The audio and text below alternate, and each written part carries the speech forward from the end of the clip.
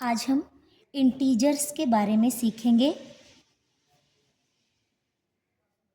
जिसको हिंदी में हम पूर्णांक कहते हैं। पूर्णांक, जैसा कि आप नाम से ही मालूम कर पा रहे हैं, पूर्णांक माने कि पूरे पूरे अंक। इससे पहले आप जानते हैं प्राकृत संख्याओं के बारे में और पूर्ण संख्याओं के बारे में। प्राकृत संख्याएं जिसको हम हमेशा n से लिखते हैं और जिनकी शुरुआत 1 से होती है। 1, 2, 3, 4 से आगे बढ़ने वाले नंबर प्राकृत संख्याओं के समूह के अंतर्गत गिने जाते हैं।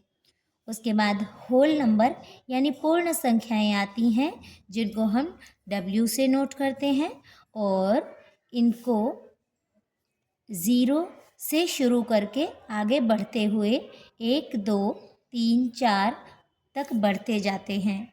उसके बाद हमारे पूर्ण संख्याएं इंटीजर्स आते हैं, जिसको कि नोटेशन I या Z से लिखते हैं।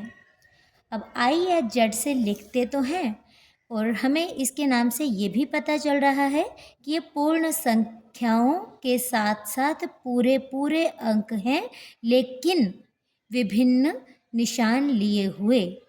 जैसे कि हम लिखते हैं -3, -2, -1, -3, -2, -1, 0, 1, 2, 3, 1, 2, 3।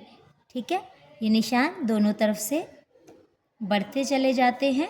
इसको हम पूर्णांक के अंतर्गत गिनते हैं और पूर्णांक को हम संख्या रेखा पर दिखाने के लिए एक संख्या रेखा बना लेते हैं।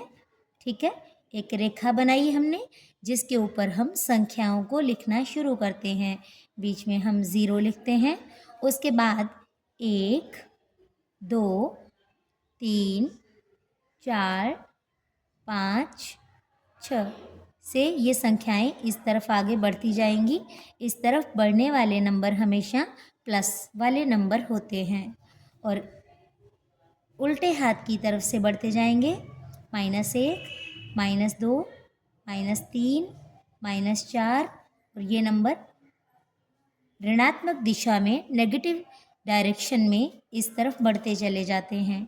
ये हमारे पूर्णांक नंबर कहलाते हैं, यानी इसमें पूर्ण संख्याएं पूरे पूरे अंक तो हैं ही, क्योंकि 0, 1, 2, 3, 4, 5, 6, उसके अलावा पूरे पूरे माइनस वाले अंक भी लिखे हुए हैं, जिसकी वजह से हर तरीके का पूरा पूरा अंक इसमें होने की वजह से इसका नाम पूर्णांक रखा गया है। इसको इंग्लिश में हम इंटीजर्स बोलते हैं। फिर से ध्यान रखना, इनकी नोटेशन I या Z से लिखी जाती है। किसी किसी बुक में ये I से लिखा गया है, कहीं कहीं इसको Z से भी लिखा गया है। तो आपको इस बात का हमेशा ध्यान रखना है।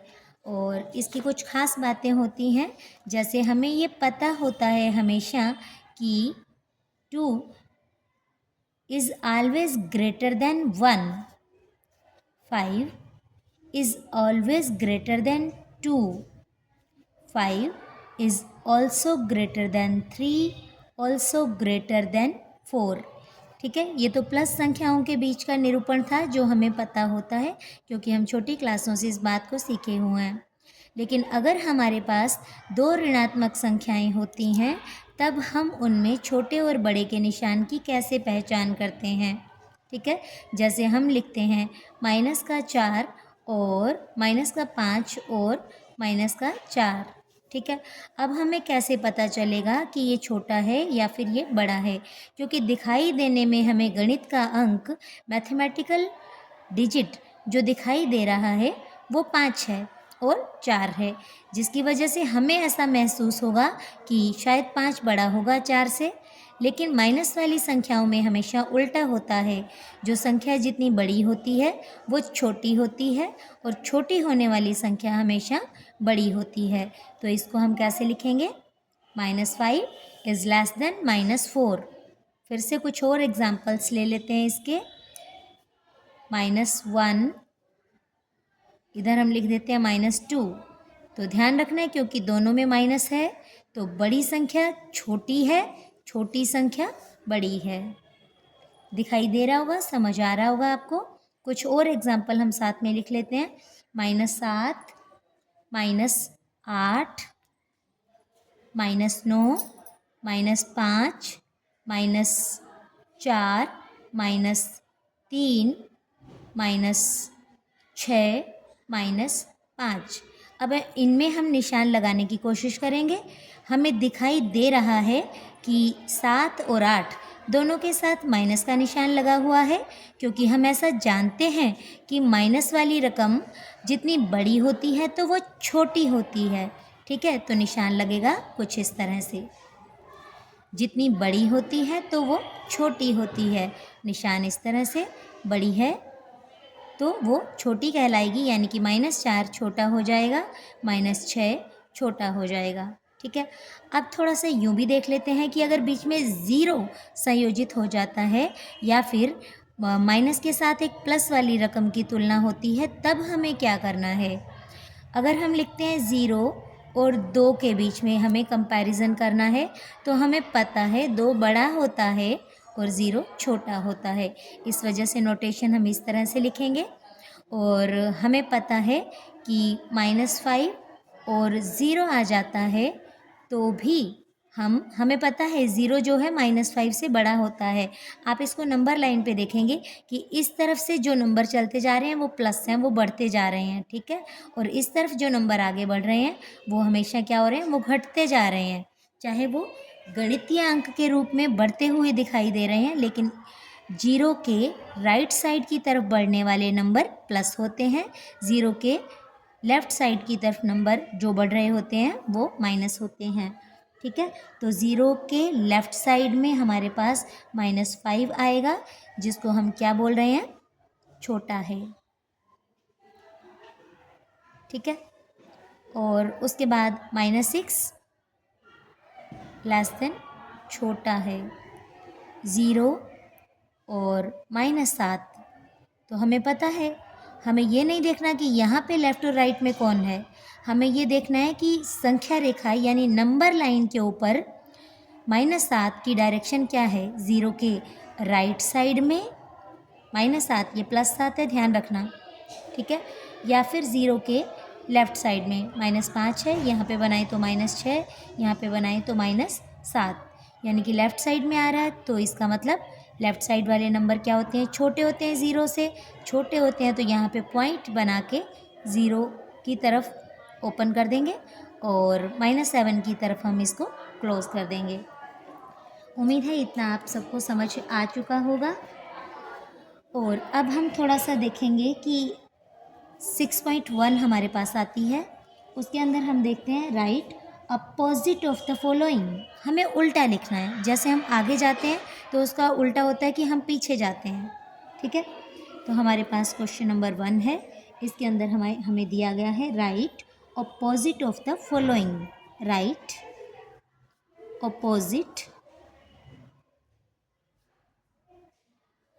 Of the following.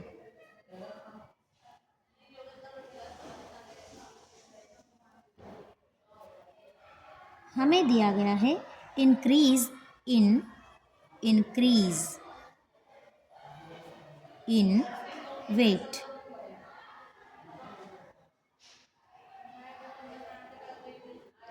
हमें इसका उल्टा लिखना है, जो कि क्या होगा, डिक्रीज इन वेट।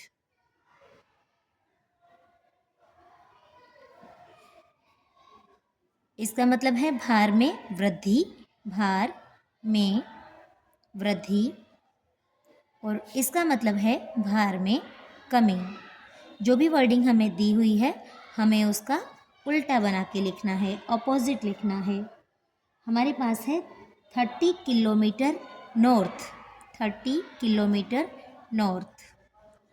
आप देखो हमारे पास जो डायरेक्शंस होती हैं, ये हम डायरेक्शंस बना लेते हैं। ईस्ट के अपोजिट में वेस्ट, नॉर्थ के अपोजिट में साउथ। तो हम क्या लिखेंगे अपोजिट करने के लिए, 30 kilometre south, SOUTH, south. Next वाला देखते हैं, 80 मीटर ईस्ट। 80 मीटर ईस्ट,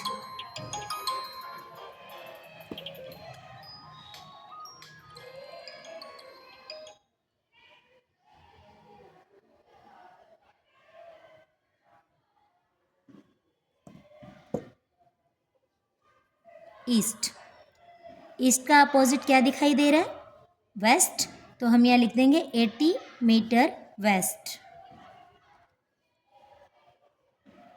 फिर हम लिखते हैं loss of rupees 700, loss of rupees 700।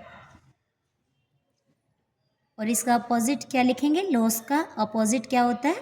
Profit, profit of rupees 700। 700 रुपये की हानि का उल्टा होगा 700 रुपये का लाभ। 10 metre above sea level, 10 metre above sea level, above sea level. Above का क्या हो जाएगा उल्टा? डाउन, या फिर अंडर भी बोला जा सकता है। ध्यान रखना, डाउन भी बोला जाएगा, अंडर भी बोला जाएगा। तो हम इसको दोनों ही लैंग्वेजेस से लिख सकते हैं। बिलो भी लिख सकते हैं। 100 metre below, perfect word is below sea level, below sea level. फिर से मतलब सुन लीजिए।